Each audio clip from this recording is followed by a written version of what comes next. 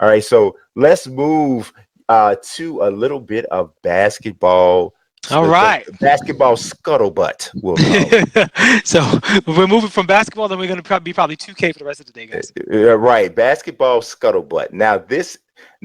We both talked about this before we came on, right? The the NBA Photoshop game, the street Photoshop game It's good. is good. Now y'all tell me that don't look like he actually signed and took a picture. Hmm. I mean, that is insane, right? You would think that like somebody would see this and be like, when did Melo play for the Nets? I mean, the lighting's consistent. I They mean, on point. they They on are point. on point, man. It's killer. So obviously, Wilson Chandler just got popped for PEDs, and he's got a 25 game suspension. And he's also Wilson Chandler. So you want to talk about people who can't afford to be making a bunch of noise, bro? You Yeah. Wilson Chandler. Like, I really think you should like be opening up youth institutes and doing How anything you you can. using PED? Last time I saw Wilson Chandler, he looked kind of fat. Like, how you using PEDs and you Maybe chubby? he's using it to cut. Man, I'm telling you, like what TJ Dillashaw got popped on. Hmm. If you're trying to cut weight quick, because maybe Hmm. he's out of shape and then he's also maybe he's trying to get more. And this is all me speculating. I don't know anything. Hmm. Maybe he's trying to get more endurance Yeah. because so there's a lot of different designer stuff out there that is crazy. So I don't know. Maybe that's what it is. I don't know. But in any case, he's popped, and so a lot of people are calling for Melo to Brooklyn. It's an obvious geographical and high profile fit because he's Melo. He's a future Hall of Famer. He's a New Yorker. And and here he Don't comes. give him no attention. Here he Don't give. comes. I didn't see that. I didn't see that. Here he comes. So it's just I didn't see Eugene Pettis. Eugene back in here like Eugene Pettit. Like, all right, Pettit. so Yeah, Pettit. yeah, I mean it's just honestly, man, it makes sense to a degree. But I think in order to determine whether or not it makes basketball sense, you got to look at the Nets as a team and stop thinking about Melo in Brooklyn. Yeah. I mean, because it's obviously much deeper than that. You got to look and see. Now, I don't know. Do you feel that there's a fit there?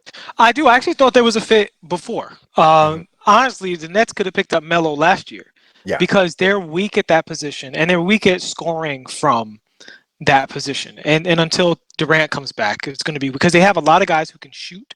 Hmm. Kyrie can penetrate, but they could use some stabilization. I mean, honestly, I don't think the mid range should be completely disregarded the way it's been disregarded. Oh yeah, man. Yeah. And having him do jab step, pull up, obviously not ideal. But I do think, like, if you look at Melo, even his numbers at his worst, he's not a bad NBA player. He's a little inefficient, and he's not a great defender, and he don't set no screens. But there's a lot of people who fit that description. I mean, You sound like you selling a used car. Like, okay, it don't have a passenger seat. right. The The air spare, conditioner broke. the Radio spare's only play gone. one track, His spare's gone, but it's okay. It's but okay. it gets you from A to B. It gets you from A to So, B. and y'all was practically starting Jared Dudley, right? So Carmelo Anthony's a better basketball player than Jared Dudley, I think so. and I think they could use Melo. I think that's a perfect fit for him because they can keep their scoring up, and the way they shoot threes, he doesn't have to shoot the threes. And not that I don't think he could at all. In their system, he might find himself be more efficient from there because they have a really nice system Mhm. for generating those kinds of shots. But yeah, I think especially to bolster their second unit, I think that's something that they really don't think a lot about scoring from the second unit. Like if you watch some basketball games, some teams, when Mhm. that second unit comes in, the stars are just on the bench watching the scoreboard, waiting. Okay, we're up 12, we're up 11, we're up 8, we're up 9. Put me in. Put You me in. know what I'm saying? Like It's just because going down. there's no scoring, and for when you got Kyrie, who's a guy who misses games, having a guy who can bring in a second unit, and particularly against bad teams, let Kyrie get his rest throughout the year. That's a Mhm. good look. Yeah, I actually like it because I feel like Melo is backing up Torian Prince at the 4. I really don't like Melo getting 3 minutes. I like him getting purely stretched 4 minutes. Yeah. Purely mid-range for like you bring him in and set him up at the high post when he's not popping out to shoot the three. I think at this point Melo's going to set a screen. I think the message has been sent. I think he will set a screen at this point. So I think that because let's be honest, it's not as if he doesn't know how to set a screen. Melo knows how to set a proper screen. He knows I've how. yet to see evidence He of this. he he knows how to set a proper screen. He chooses not to. It's what it is. He chooses not to. There's no way in the world he's been around. And actually, if you go back and look at some Denver stuff, especially when he played with Chauncey Billups, he's doing some of those things. Mhm. It's just that he got to a place where he's like 26 a game. I don't got to do none of that. They keep saying Melo. They keep saying Melo. I'm just going to do this. Mhm. And I think that, that's where he is. But I think as a 22 minute a night kind of guy, as somebody who comes in and like, bro, pure score, rebound, set a couple screens, and play some semblance of Mhm. defense. And I think that that's a great fit for them. And let's not forget, this is a business. It is.